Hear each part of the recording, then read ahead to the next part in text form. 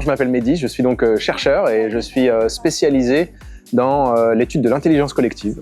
Donc ça fait une quinzaine d'années maintenant que j'étudie les groupes de gens, les équipes de foot, les équipes de vente, les animaux sociaux, les bancs de poissons, les colonies de fourmis, etc. Donc tout ce qui est collectif et qui doit résoudre des problèmes.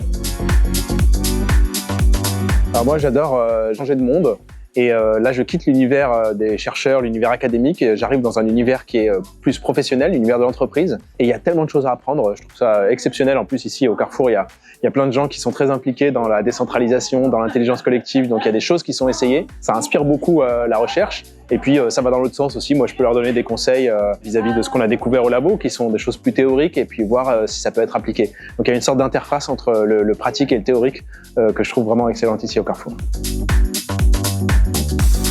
Si je devais avoir des conseils, j'en donnerais plusieurs. Le premier, c'est pas hésiter à aller regarder ce qui se fait en sciences.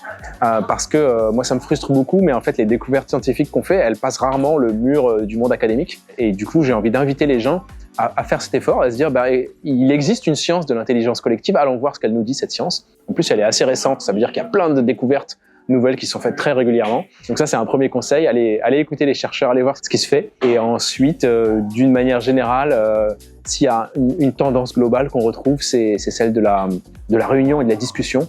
On remarque quand on réalise des expériences que souvent les gens ne discutent pas très efficacement. Et donc il existe des façons d'améliorer une discussion, de la rendre plus constructive. Et il y a des petits trucs et astuces. Donc ça, c'est un deuxième conseil. Renseignez-vous sur ça.